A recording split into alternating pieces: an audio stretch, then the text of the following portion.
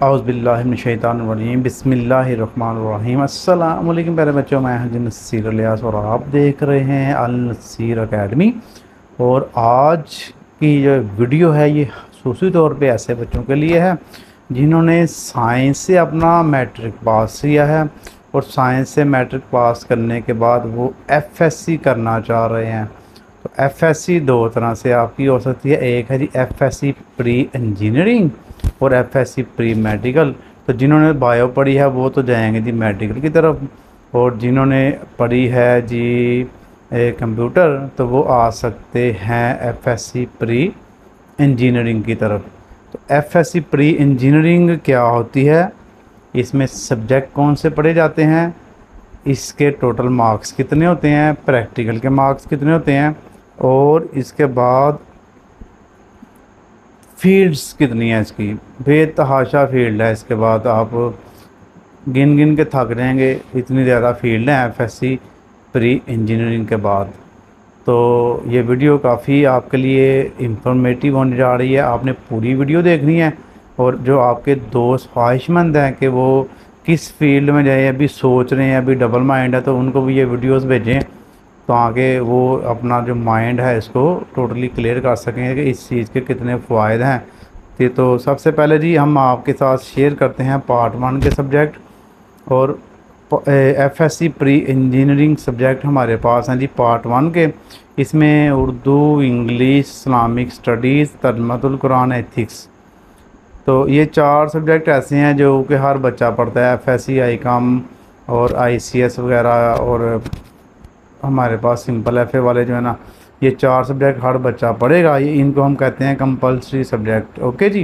तर्जुमातुल कुरान और एथिक्स जो होगा वो नॉन मुस्लिम के लिए होगा।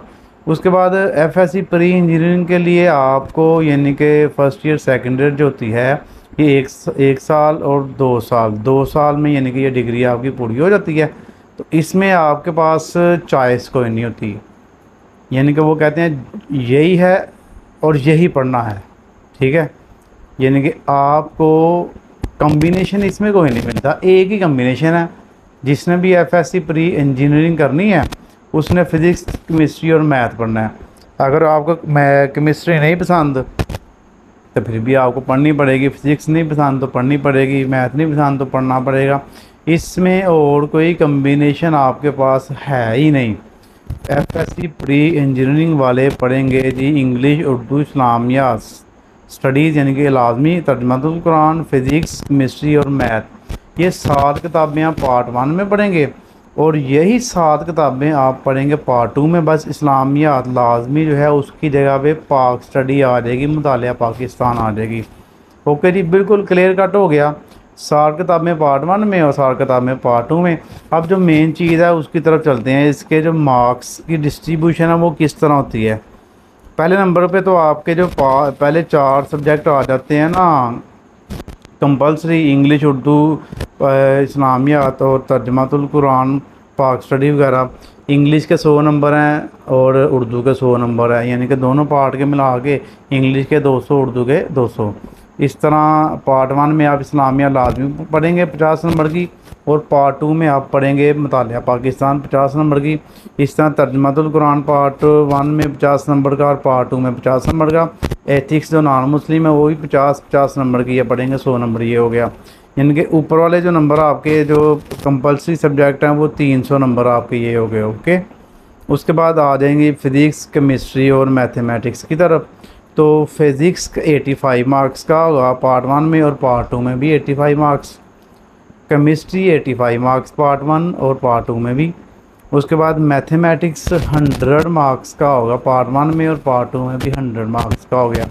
अब ये जो 85 मार्क्स हैं ये 15 नंबर पार्ट 1 के, 15 नंबर पार्ट 2 के मिला के आपका 30 नंबर का प्रैक्टिकल बना लेते हैं ये।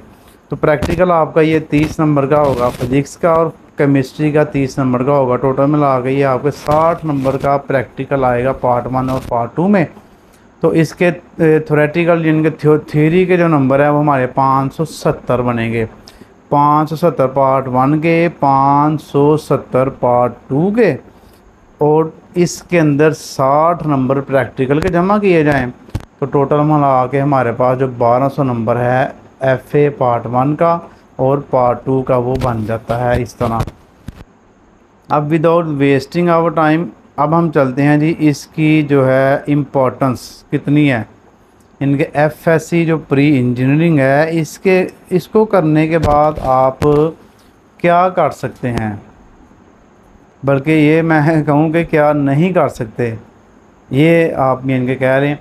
अगर आपने एफएससी प्री इंजीनियरिंग अच्छे नंबर से पास कर लिया तो सबसे पहला आपके पास है जी एरोस्पेस इंजीनियरिंग आ गई हमारे पास। उसके बाद दूसरे नंबर पे आ गई एरोनॉटिकल इंजीनियरिंग आ गई। उसके बाद नंबर 3 मैकेनिकल इंजीनियरिंग आ गई। नंबर 4 इलेक्ट्रिकल इंजीनियरिंग आ गई। फिर सिविल इंजीनियरिंग। उसके बाद नंबर 6 बीएस कंप्यूटेशनल फिज़िक्स आ गई। फिर नंबर 7 कंप्यूटर इंजीनियरिंग आ गई। नंबर 8 बीएस स्पेस साइंस आ गई। नंबर 9 एग्रीकल्चरल इंजीनियरिंग आ गई। पेट्रोलियम एंड गैस इंजीनियरिंग आ गई। Number 11 chemical engineering. Number 12 electronics engineering. Number 13 BS physics. कितने के मैं गिनाऊँ आपको, आप थक जाएंगे गिन गिन के।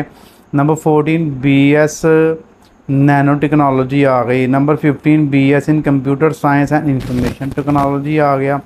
BS electronics, BS mathematics, material engineering, उसके बाद मेट्रोलॉजी एंड मटेरियल, उसके बाद पॉलीमर एंड पेट्रोकेमिकल, उसके बाद robotics, embedded system and control engineering. Number 22 telecommunication. Number 23 textile engineering. ये जी इतनी ज़्यादा इंजीनियरिंग की एग्ज़ाम है, तो आपने देख लेना जी स्कोप, क्योंकि स्कोप हर साल चेंज होता रहता है इसका, ठीक है। तो जिसका ज़्यादा स्कोप होगा वो आपने उस फील्ड को चूज़ कर लेना है, यहाँ जो आपको बेस्ट लगेगी। क्योंकि जब आप एफएससी क्लियर कर लेंगे ना अच्छे नंबर से, तब तक आपका मेंटल लेवल काफ़ी हद तक क्लियर हो जाता है। कुछ टीचर्स आपको बड़ी अच्छी तरह गाइड कर देते हैं, तो आपका माइंड सेट स्टडी के दौरान ही सेट हो जाता है कि इसके बाद मैं क्या करूँगा। तो आपको कुछ इन्फॉर्मेशन मैंने जो बेसिक इन्फॉर्मेशन है वो मैंने दे दी है। इसके बाद आपने अपनी स्टडी की तरफ ध्यान करना है, कोशिश करनी है अपने नंबर ज़्यादा अच्छे हासिल करें, और उसके बाद जो पाकिस्तान की जो टॉप की यूनिवर्सिटीज़ है वहाँ पर जाएँ।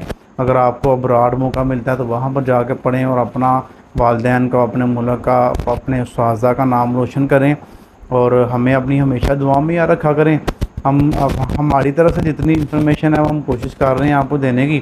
तो बाकी हर इंसान ज़ाहिर है गलती कोताहियों का पुतला है, इंसान ख़ता का पुतला है, गलतियाँ कोताहियाँ होती हैं, कुछ कमी पेशी रह जाती है, तो उसके लिए जी पेश की माज़रत।